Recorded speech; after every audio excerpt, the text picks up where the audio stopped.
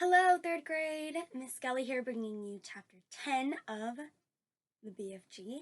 It is just me today, but this chapter is called Frog Scuttle and Whiz Poppers.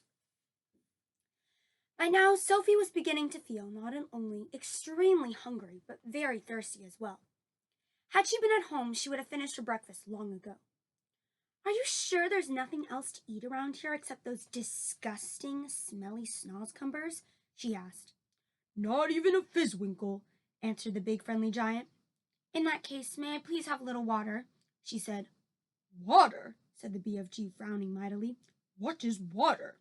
We drink it, Sophie said. What do you drink? Frobscuttle, announced the BFG. All giants is drinking Frobscuttle. Is it as nasty as your snozzcumbers? Sophie asked. Nasty, cried the BFG. Never is it nasty. Frobscuttle is sweet and jumbly. He got up from his chair and went to his second huge cupboard. He opened it and took out a glass bottle that must have been 6 feet tall. The liquid inside it was pale green and the bottle was half full. Here is Frobscuttle, he cried, holding the bottle up proud and high as though it contained some rare wine.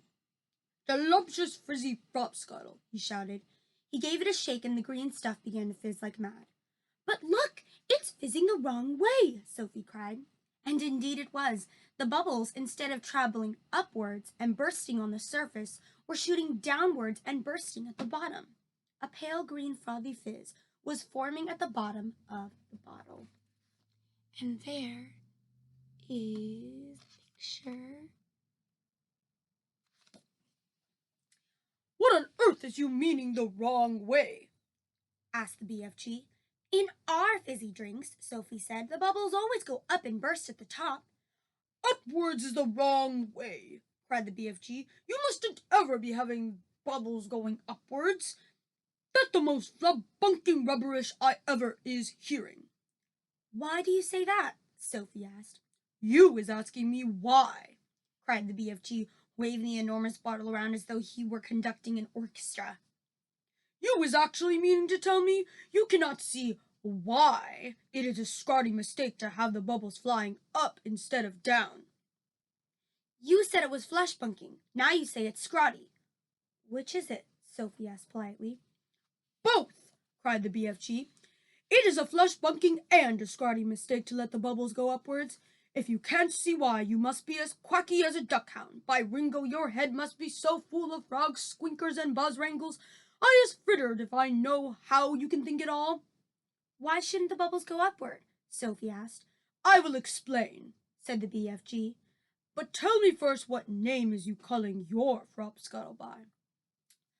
One is Coke, Sophie said. Another is Pepsi. There are lots of them.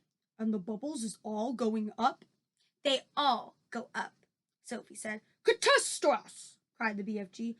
Up-going bubbles is a catastrophe disastrophe. Will you please tell me why? Sophie said. If you will listen carefully, I will try to explain, said the BFG, but your brain is so full of buggerfuls I doubt you will ever understand. I'll do my best, Sophie said patiently. Very well, then. When you is drinking this cokey drink of yours, said the BFG, it is going straight down into your tummy. Is that right, or is it left? It's right, Sophie said. And the bubbles is also going into your tummy, right or left? Right again, Sophie said. And the bubbles is fizzing upwards? Of course, Sophie said. Which means, said the BFG, that they will all come swish-whiffling up your throat and out of your mouth and make a falsome belchy burp. Ooh. Can you burp, guys? Miss Gella's burps are pretty weak, not gonna lie. That is often true, Sophie said. But what's wrong with a little burp now and again? It's sort of fun. Burping is filthsome, the BFG said. Us giants is never doing it. But with your drink, Sophie said, what was it you called it? Frobscuttle, said the BFG. With Frobscuttle, Sophie said, the bubbles in your tummy will be going downwards, and that could have a far nastier result. Why nasty? asked the BFG, frowning. Because, Sophie said, blushing a little, if they go down instead of up, they'll be coming out somewhere else with an even louder and ruder noise. A whiz popper, cried the BFG, beaming at her. Us giant is making whiz poppers all the time. Whiz popping is a sign of happiness. It is music in our ears. You surely is not telling me that a little whiz popper is forbidden among human beings. It is considered extremely rude, Sophie said. But you is whiz popping, is you not, now and again? Asked the BFG. Everyone is whiz popping if that's what you call it, Sophie said. Kings and queens are whiz popping, presidents are whiz popping, glamorous film stars are whiz popping, little babies are whiz popping, but where I come from, it's not polite to talk about it. Okay, can you guys make an inference? Meaning, can you draw evidence to make a conclusion about what is happening here? Do you know what a whiz popper is from what we've been reading so far? Redunculous, said the BFG. If everyone is making whiz poppers, then why not talk about it? We's now having a swiggle of this delicious frobscuttle, and you will see the happy result. The BFG shook the bottle vigorously. The pale green stuff fizzed and bubbled. He removed the cork and took a tremendous gurgling swig. It's glummy, he cried. I love it. For a few moments, the big friendly giant stood quite still, and a look of absolute ecstasy began to spread over his long, wrinkly face. Then, suddenly, the heavens opened, and he let fly with a series of the loudest and rudest noises Sophie had ever heard in her life. They reverberated around the walls of the cave like thunder, and the glass jars rattled on their shelves. But most astonishing of all, the force of the explosions actually lifted the enormous giant clear off his feet like a rocket. Whoopee! He cried when he came down to earth again. Now that is whiz popping for you. Sophie burst out laughing. She couldn't help it. Have some yourself, cried the BFG, tipping the neck of the enormous bottle towards her. Don't you have a cup? Sophie said. No cups, only bottle. Sophie opened her mouth, and very gently, the BFG tipped the bottle forward and poured some of the fabulous frobscottle down her throat. And oh gosh, how delicious it was! It was sweet and refreshing.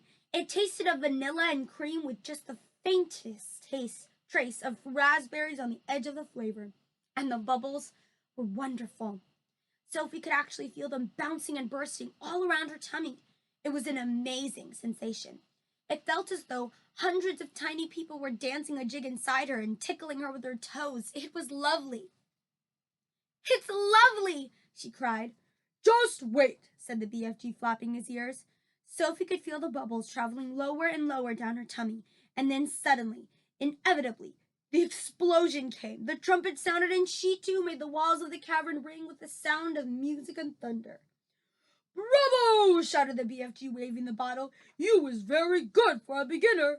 Let's have some more. And there's a picture of the BFG flying to the air. And that is the end of chapter 10. Stay tuned for chapter 11. I might be filming multiple chapters today, so we will see. But I'm excited. Today we have our Zoom call for 3rd grade, so I will see you guys then.